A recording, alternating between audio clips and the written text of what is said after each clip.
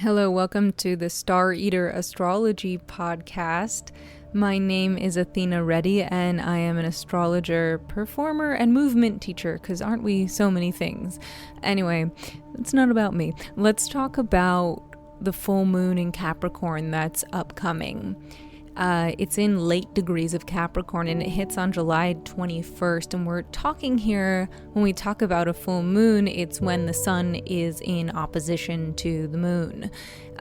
So we always are getting these very dynamic lessons in both of those signs. And whenever I think about opposite signs, I don't think about the word opposite. So when you see two signs across from each other in a chart, they're actually really dynamic. They're not opposite in a clashing way. They're opposite as in two sides of the same coin. So every time we get a full moon, we're often getting a lesson in that dynamism. So you know, when you have a sun in these late degrees of Cancer opposing the moon in these late degrees of Capricorn, we get a really big lesson about what those are dynamically in conversation with one another. So it's never just like, when we think about opposites, we have to think about the way that we mean opposites. Do we mean clashing, or do we mean two sides of the same coin? And I think the idea of a union of opposites, the teachings of unions of opposites, are something that the opposite signs in astrology are much more like. So a lot of times we're seeing these reflections. And I want to talk quickly about the Cancer-Capricorn axis. So with a moon in Capricorn, the moon is said to be in detriment in Capricorn. And when a planet is in detriment, it's uncomfortable. Like, the moon is not mooning very comfortably. And what does the moon like to do? The moon likes to allow ebbs and flows. The moon likes to just allow feelings to come. When financial astrologers use the moon in as far as like the ebbs and flows of the market, there is this acceptance of change. There is this expectation of change when it comes to the moon. And when we talk about the moon in someone's natal chart, we're often talking about their emotions or their emotional state or their emotional body or their reactions. A lot of times the moon is the gut reaction to things. And so with the moon in Capricorn, Capricorn's an earth sign. It's ruled by Saturn. It's the final earth sign. So it has this aged quality to it, right? Like it's of the earth and it's very wise. And Capricorn rules the bones. So you have this sort of idea of structure, of wanting to build something that's worthy, that's worthwhile. When I talk about Capricorn, I often talk about those goats that have evolved to fit on the ledges, like those mountain goats that climb mountains really slowly to the point where their bodies have evolved over the time of evolution to be the shape, this like thin shape where they're standing on these mountain ledges, and this sort of feeling of gripping and forming yourself into a shape to create something solidly on this planet, on Earth, while you're here. And so we have this idea of Capricorn as the hard worker, as the business person. You know, we have all those kind of stereotypes of Capricorn. And I think one of the things we talk about when we talk about Capricorn is somebody who's very tough, somebody who takes no bullshit, somebody who's really focused on their goals, somebody who will climb to that top of that mountain doggedly, you know. And we think about the bones. Capricorn rules the bones, and the bones are very Saturnian in general. You know, you are a tower of bones. But as a movement and yoga teacher over the years, what I have learned is that the bones actually have a sponginess to them. The bones really speak to Capricorn so much, because when we look at the classic image of Capricorn, we are seeing something that is actually half goat and half fish. So we can think of all the goat things, we can think of all these hard-edged things when we think about Capricorn, but because it's the last earth sign, it's not naive enough to think that things are only hard. It knows it might be dragging this weird tail around it. It knows about the dynamism of this idea that if I'm in the sea, there's only part of me that can swim. If I'm on the land, there's only part of me that can walk. And that toil, there's this thing about Capricorn and Saturn. I use the word toil very often, this idea that there is some satisfaction and growth through the act of toil, right? And so when we talk about Capricorn and Cancer as opposites, we have this dynamism between Cancer, who really appreciates being connected with the idea of like sort of an internal safety and being very, very aware of the ebbs and flows from within. And Cancer being ruled by the moon. The moon is really comfortable in Cancer. The moon is in its domain in Cancer. The moon moons most moonily in Cancer. The moon struggles to moon in Capricorn. The moon struggles to moon to allow kind of ebbs and flows. There's this feeling with moon in Capricorn people and moon in Aquarius people to some degree as well, because they're both ruled by Saturn. There's this feeling of it being sort of the quintessential emotional repression in order to keep calm, carry on kind of person. It's like the essential I'm fine, like the sort of response to if somebody goes, are you okay? Moon in Capricorn, I think, is the stereotype of it that I would put to reflect upon would be the person who goes, oh, I'm fine, keep calm, carry on, let's go. And so there is a toughness to Capricorn. And so when the moon is in Capricorn, there is this feeling that is sort of like, no, the ebbs and flows are very inconvenient. They're very inconvenient to my goals. These moods that are coming up, the way the world changes is very inconvenient to my goals. And yet, moon in Capricorn does also know, just because a planet's in detriment doesn't mean it doesn't have this like awesome dynamic lesson in it, right? Like, so the moon in Capricorn also knows that it's dragging around a fishtail when it's on land, and it's trying to doggy paddle with the front of its body that's like hooves when it's in the water. So you look at that traditional image of Capricorn as being this really strange chimera of an animal that is struggling, and through that struggle, through that toil between spaces is where it finds its strength, where it finds its wisdom, and it goes, yeah, everything's gonna be imperfect, but I'm gonna go through, I'm gonna keep going. I have to turn off a loud noise. Hold on. Yeah, I did it. I turned off the noise. I'm not going to cut that out. It's not my style to make things perfect. It just isn't. It's my style to make things real and conversational. And one of the things that I dislike about podcasts sometimes is the pattern people get into, like the way they say the same thing over and over again, or use the same cadences over and over again, and it doesn't feel like a conversation, or it doesn't feel like someone's talking to you. And like, I like to feel like I'm actually talking to a person. I imagine that I'm talking to a client or a person when I'm doing this. So yeah, Capricorn knows that stuff's gonna hurt no matter what. So a lot of times it doesn't let it hurt, even though it is hurting.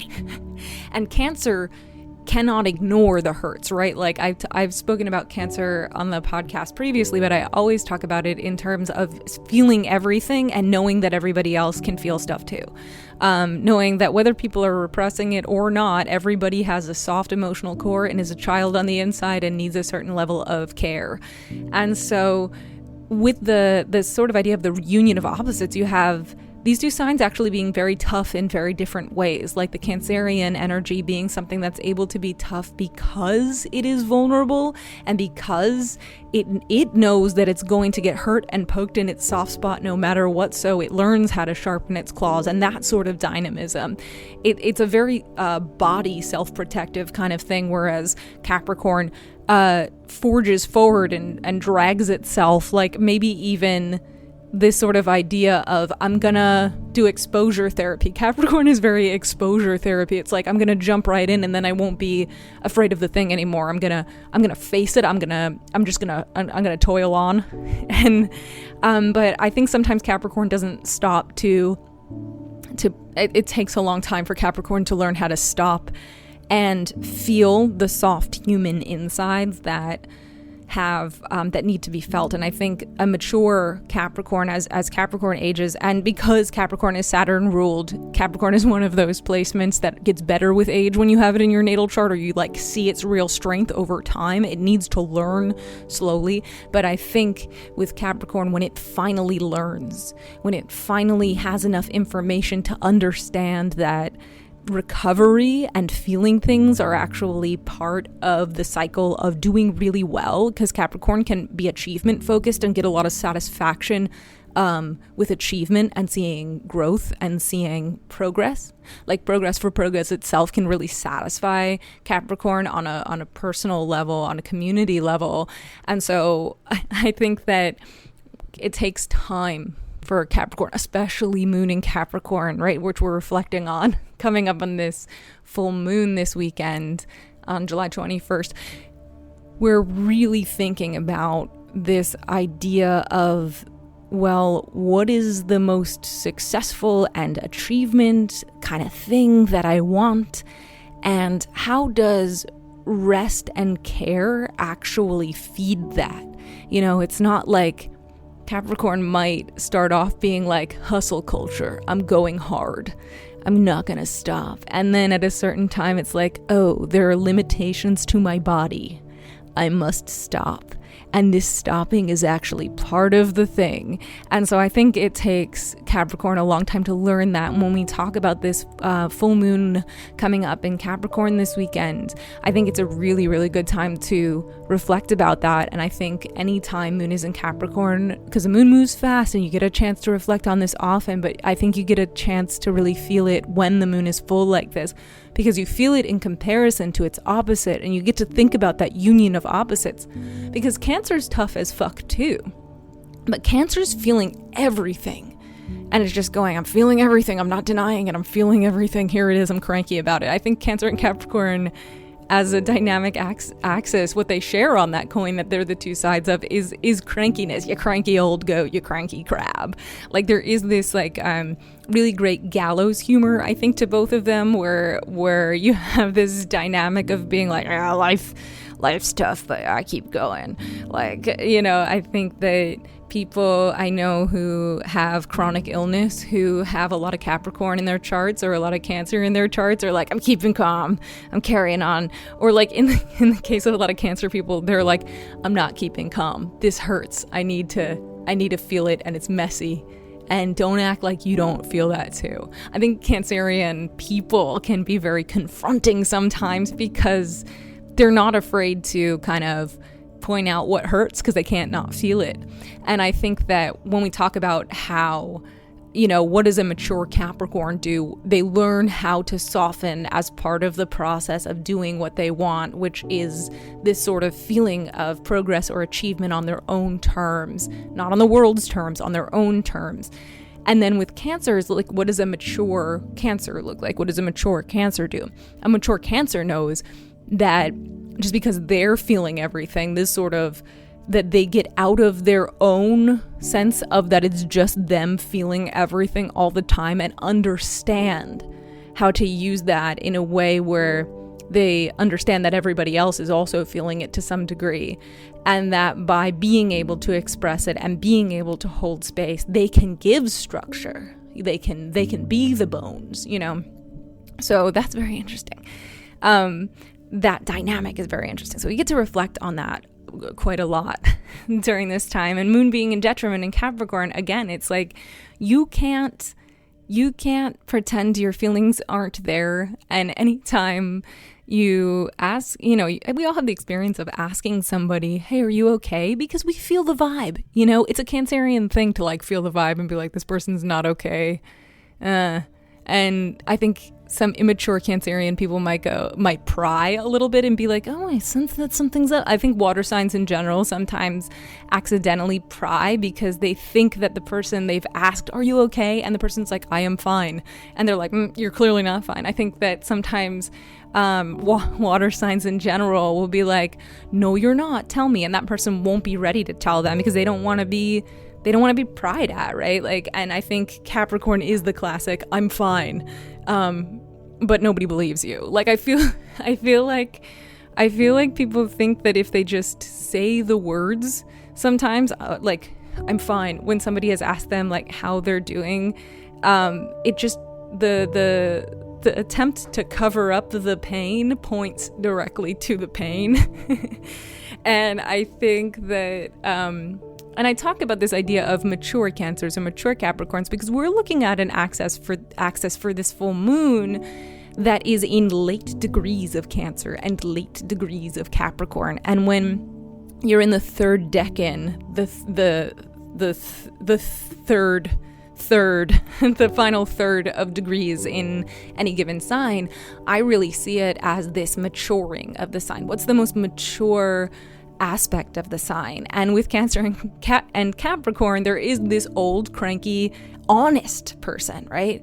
This old, cranky, honest person who like understands that there's this, that stuff hurts, like that stuff hurts and stuff sucks, but in spite of that is going to find tons of joy anyway. Like is gonna be like, I hurt and we got cupcakes. I hurt and you're coming over my house.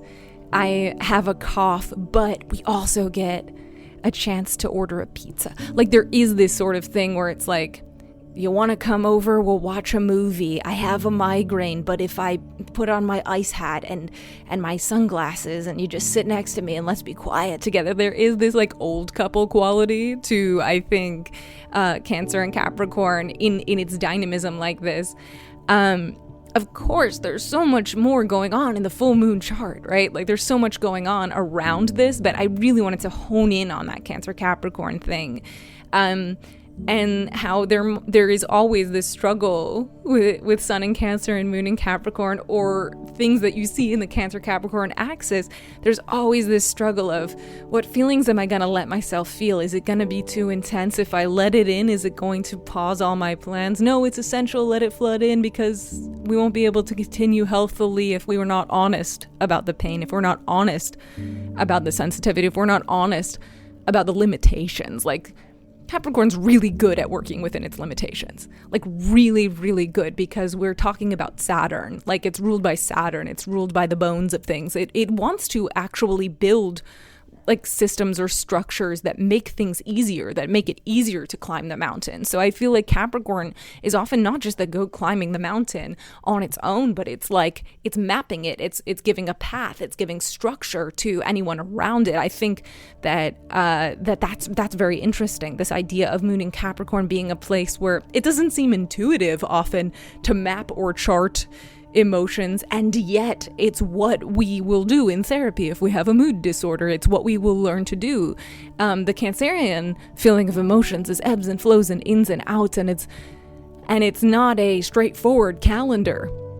But when we start tracking time in a more Capricornian, in a more Saturnian way, and we're working with calendars that everybody agrees on, or we're working with charts that give us structure, we get the bones of things. Like Capricorn is able to make the cup that can hold the Cancerian water, can hold the tempest within that cup.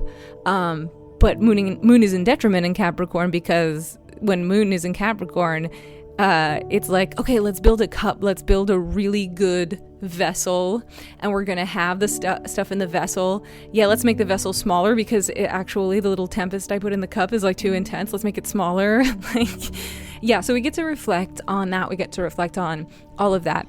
And let's talk about how close Pluto is to this all, because Pluto is at 0 degrees right now of Aquarius, another Saturn-ruled sign, and Pluto tends to intensify things. Pluto tends to either magnify things to be really big or minimize things to be really small. I often see that where it's kind of like either a magnifying glass or a shrinking ray sometimes. But oftentimes also Pluto does magnify, I feel, more, or this idea of Pluto like digging something up, like investigating. So Pluto being so close to the moon, as the moon is in these late degrees of Capricorn, and the Pluto is in 0 degrees of Aquarius, you have this idea of investigating the emotions that you may have been trying to structure out of existence, right? Or investigating your ways of structuring your language around your emotions, possibly even, or structuring the ways that you're going to communicate your emotions. And this sort of digging up, that sort of Pluto feeling that intensifies whatever's going on with the moon. Or there could be this sort of feeling of discovery of where something very dark comes from, and it might not be where you thought it did, or it might be, the dark thing might be exactly what you thought it was. And with Capricorn wisdom, be like, yep, that fucked up thing once happened and I'm still carrying it, and here we go. This kind of idea of being able to shoulder it, recognize something is fucked up, and take time to feel it, but also be able to carry it with a nice little gallows humor. And I think the thing is too, is like, if you've been through something difficult, and we're all going through difficult things, like the world is fucked right now, like it's difficult. The more that you can be really candid about it, even when you are in pain, allows you to connect with people. People who are really candid about their emotions, even if they are repressing it a little bit, if you can verbalize it and be like, I'm hurting. It might not look like it, but I fucking broke my fucking leg. I saw this meme about Capricorn once that has always stuck with me in my practice. And it was a Capricorn, it was illustration showing like the light and dark side of every sign, and it said Capricorn, and there was a picture, I think, of a Capricorn, like the person was like bleeding out or like had a bone coming through their body or something and was hurt, and like the caption of like the light side of Capricorn said, I'm fine. And then there was another person that the Capricorn comes up to, and their bone is also sticking out and they're crying, and the Capricorn goes like, you'll be fine. But it's very interesting in that way. I think that with this sort of idea, like if you're really tough, you might not realize that other people are not as tough in the same ways as you. And it might be really hard sometimes with Moon in Capricorn or a lot of Capricorn planets to do the actual breakdown. And you know what? Like, you might not need to do the actual breakdown. You might just need to point to the thing, give it structure, say, I have this pain, I have this illness, or this thing about the world is definitely affecting me in this hard-edged way. How about you? Yeah, it's affecting me too. Because sometimes like the sort of idea of like bleeding out, or people will use the phrase trauma dumping, or like monologuing to one another just about all of the pain and all of the messy stuff, it can open all these floodgates to be really cathartic, and that can be really great. But it's very exhausting, and it doesn't allow you to then put things aside for a second and watch a movie and let yourself take breaks. You can't process everything all at once, right? You do have to have the skill of being able to put it away so that you can do things, because doing things might make some of those feelings feel better as well. And there's nothing Capricorn likes more than to take a solid action toward a plan. Like, there's this satisfaction in taking responsibility for the emotions. And so it's this tricky axis is Capricorn and Cancer. And with the Pluto really close to the moon, we might really get to, there's an opportunity to connect with ourselves and with other people about honesty about some of the most intense pain. But like I said before, in that way where it's like, hey bud, are you feeling really shitty about politics? It's breaking my heart. Fuck. Feeling it heavy. You don't kind of need to get into all of the nuts and bolts to share a moment of empathy in a way that has a lot of boundaries in it, which can be really, really nice. And it's really important to remember, there's a space for bleeding out and really feeling it and getting soft and getting messy. And there's a space for just acknowledgement of what's tough and the decision to be tougher in the face of certain things, and the decision to be tough together, and the knowledge that, I need to repress a little bit right now because I'm going to work, or I need to put some things aside and we're not going to work through this big complicated thing because we got to keep going. Capricorn is focused on making money and securing, can often be associated with like, oh, Capricorn's a businessman or like whatever it is. But Capricorn really wants to build a space to keep people safe. And on the Capricorn Cancer axis, Cancer can really fill that space with recovery kind of things. And so Cancer can really handle the floodgates being opened, but Capricorn has to focus on building the container, on building the actual castle that has the people in it that Cancer is nourishing and protecting. And so if you have to go out there and like build the castle and do all these practical tasks, then you are really focused on resources and the allocation of resources and the acquiring of resources, because resources, whether we're talking in or out of capitalism, are going to keep us safe, are going to keep us fed, are going to keep us protected. So that drive toward work or taking on toil doesn't just have a relationship with like capitalism, it has a relationship with survival, right? Like finding shelter. Capricorn's the one who builds the shelter and can put certain things aside, but I think it's really important for Capricorn to enter the shelter.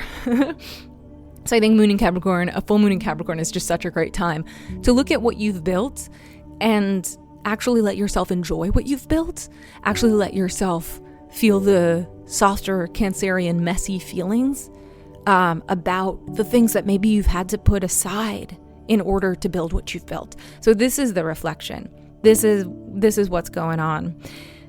This is what's going on. And so I could talk a hell of a lot more about the rest of the chart that's going on right now. And so I will a little bit, but that moon in Capricorn, it's making a sextile to Neptune, which is at late degrees of Pisces right now.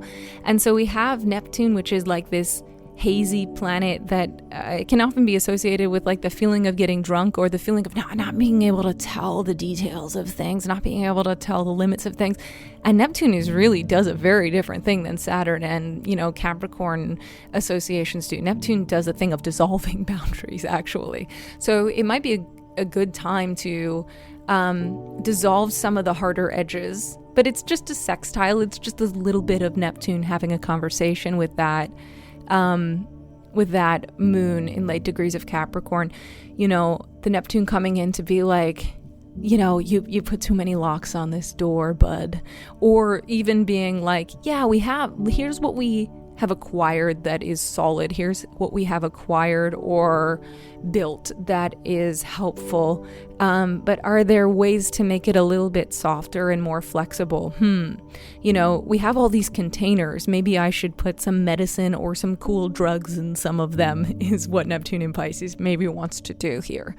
And it gives it a little bit more softness than all of the harder edged kind of Capricorn stuff that I was talking about.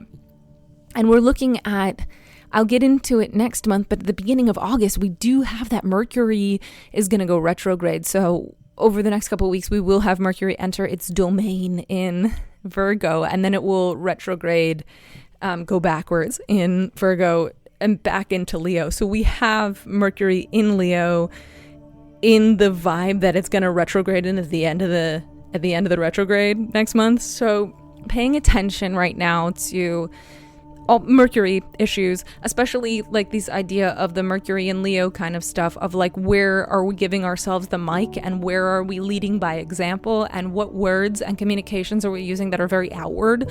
Like, how are we bringing an unapologetic confidence to the world? And maybe reflecting a little bit about like, next month we might be back in this space needing to re-up that or revisit some of the things that we've said. So it's worth thinking about how you've been communicating lately and how you've been putting yourself out there lately, and what are your like positive, because Leo's a positive, like what are your positive things that you share with people that are like, what are the pep talks? What are the pep talks you give yourself? What are the pep talks that you would give others, that you would give friends? What are the pep talks that are surrounding you right now that are kind of like lifting you and allowing you to have more courage in your speech, allowing you to maybe have more courage in your writing, in your emails, whatever it is? Because when that Mercury soon is going to enter Virgo, it's going to try to take care of all of the little details and technical things about communication, and it's going to go more internal, and it's going to correct things.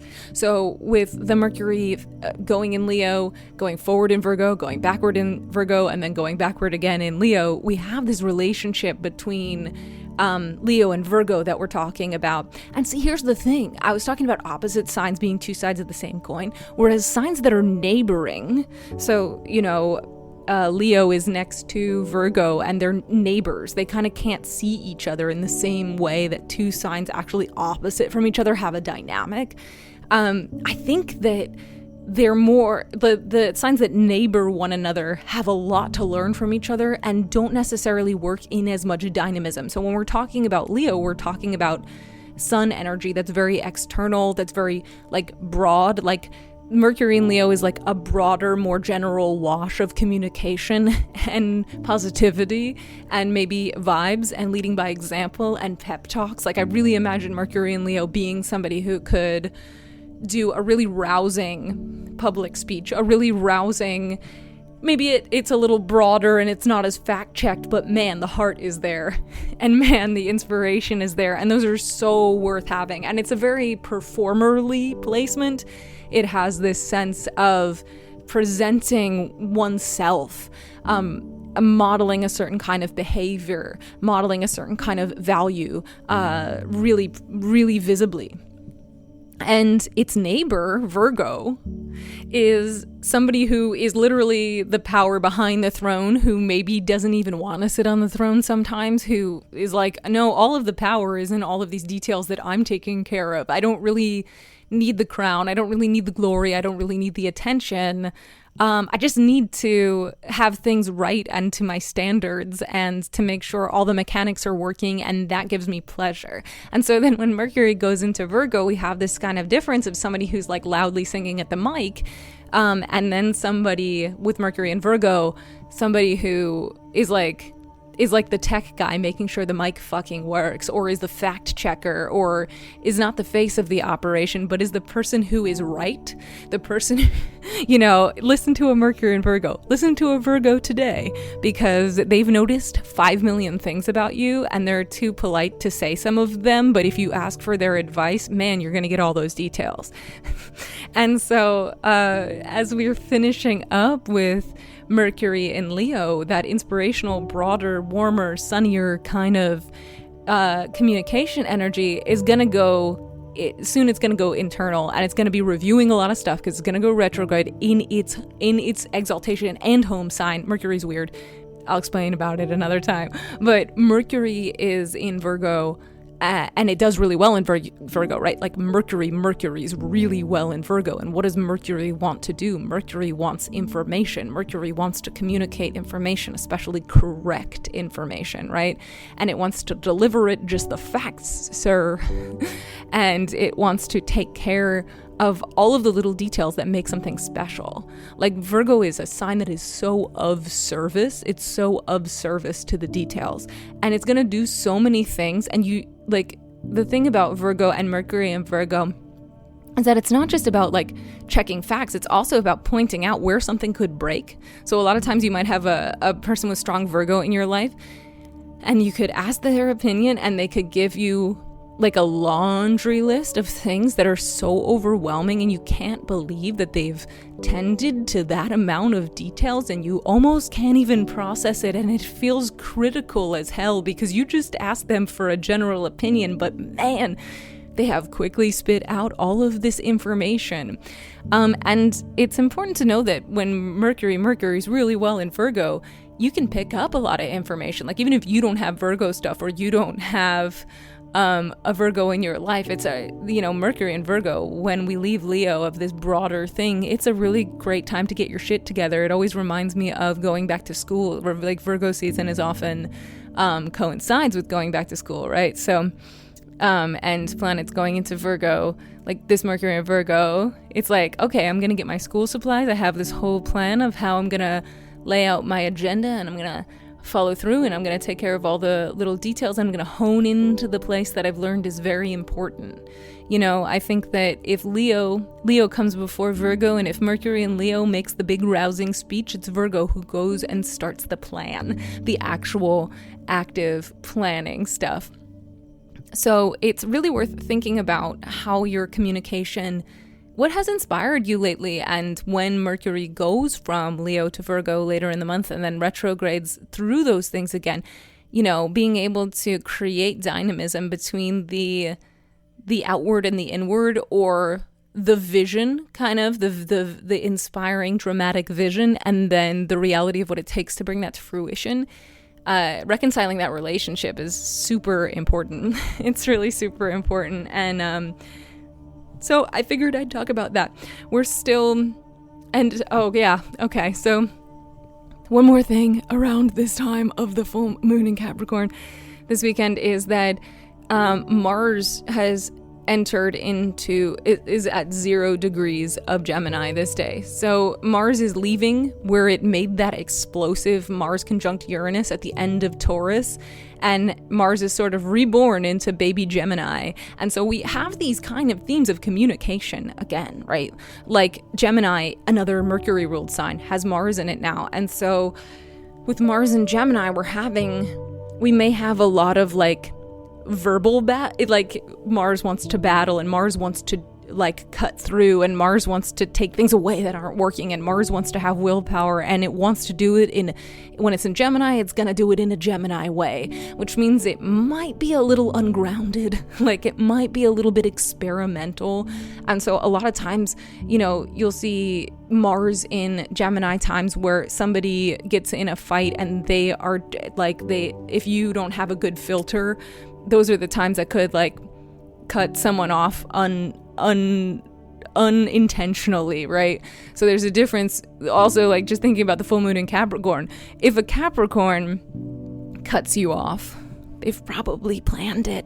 They've probably really weighed and measured things and thought about it practically. But then we have, if Mars is in, and this is interesting to reflect on too. Mars is exalted in Capricorn. So we're seeing this Capricorn moon where if Mars was there, it's exalted and it's more the general. It's not a soldier. It like really knows the plans of things. That's why it's exalted when it's in Capricorn. It's not in its domain. Like Mars isn't Marsing as Marsly as possible. It's like being brought down with some really like Capricorn wisdom that slows down the ferocity of Mars, right? But as Mars has just entered Gemini on this day, on this full moon in Capricorn, Mars is doing something totally different over there. Mars is wanting to possibly experiment with verbal battles. Mars is wanting to take action with its words, but it's not necessarily very grounded. So careful of your words, especially careful of your words. They might be cutting, or it might be essential that there are certain outbursts that are essential, right? Especially if we're reflecting on moon in Capricorn and this idea of emotional repression. If there's emotional repression that has gone too far, sometimes the Mars in Capricorn will kind of like activate a thing where these words blurt out of your mouth and you go, oh my God, that was true. Oh my God, I didn't admit that to myself. Oh my God. Mars in Capricorn, man. Mars in Gemini, man. It's kind of foot in mouth if it's bad, but it's the necessary thing being blurted out or said, or an essential verbal fight that needed to get started. I mean, sometimes we do actually need to argue, or sometimes we do actually need to get in really uncomfortable fights or say the uncomfortable thing. Like Mars is not about comfort. Mars is about action. And so if there is an emotional repression going on and you find yourself blurting something out and you go, oh my God, I thought I was just kind of like experimenting and on a tirade, but that was actually essential to say and has opened the door to a certain kind of truth. But Gemini's really experimental. So is it truth? Is it not truth? Be careful. So Mars in Gemini, it's like there will be action now that Mars is in Gemini on this July 20th day. Like, we're going to have a little while where your Gemini house is going to be doing Mars things. It's going to be doing Mars things. And it's like Mars has gone from being a little bit more like slower and plodding and sort of like, oh, it's the same fucking cuts in the crust of the earth, in the people who are, it's the same kind of stabs of the knife, that we see over and over again in our news cycle or in our relationships with Mars and Taurus, which it's just leaving now. There is this feeling of it being like almost like droning, like the soldiers are marching and they're wearing down the earth, and it's kind of exhausting. But then Mars in Gemini does have this quicker movement where you've got, if Mars is a soldier, it's the kind that like is faster. Like suddenly you have fast Mars. We had slow Mars. Mars goes slow. Mars doesn't want to go slow. Mars wants to go fucking fast. And Gemini is quick and gives it light and gives it suddenness and gives it a lot of suddenness. And we had I talked about it in the last podcast, but we had the Mars conjunct Uranus just last week. It was the day Trump got shot. It's an explosive and violent aspect. So as Mars was leaving this slow and plodding sign, Uranus gave this jolt of lightning to being like a punctuation on violence, like a punctuation on things, and that violence being very confronting for a lot of people in a lot of different ways, but not just that event, a lot of things. So Mars going into Gemini really gives us a chance to talk about martial things, because Gemini wants to communicate. Gemini wants to bounce things back and forth. And so there is this idea of like really communicating about violence, really communicating about what forms of violence do we admonish? What forms of violence do we condone? How do we talk about violence? What violence is in the world that cannot be reasoned with? There's this kind of thing with Mercury ruled signs like Virgo and Gemini that actually want to reason with people verbally. But there are some people, some things, some ways of thinking, Gemini thinking, some ways of thinking that cannot necessarily be reasoned with, right? Like this attempt, there may be with Mars and Gemini, this real attempt to communicate and cut through. Like Mars wants to cut, it wants to cut through, it wants to see who Gemini, the twins, this sort of idea of back and forth and mirroring ideas and going back and forth. Mars and Gemini really wants to it wants to have that kind of fight that's like two rapiers in a duel that has suddenly occurred, that there were words thrown and a glove thrown, and there's two opponents that are equally matched, and the sword play is fast and they're slashing and all of that kind of thing. That reminds me a lot of Mars and Gemini, where there could be a lot of cuts and a lot of this idea of it going very fast. And this verbal kind of thing, the repartee, the kind of fencing attitude, like post, repost, and like maybe even things going so fast verbally or information-wise that it's really hard to keep track of. But it's interesting that it goes into Gemini that day, because we're also having that Capricorn moon, this earthy reflection of what we're repressing or what we're putting aside. So, navigating between these things, that's what astrology is all about. If you would like to know how all of this is affecting your chart or what your chart is all about, you can use the code ASTRO40 on athenaready.com/astrology. That's where you can find all readings by me. I do face-to-face readings via Zoom.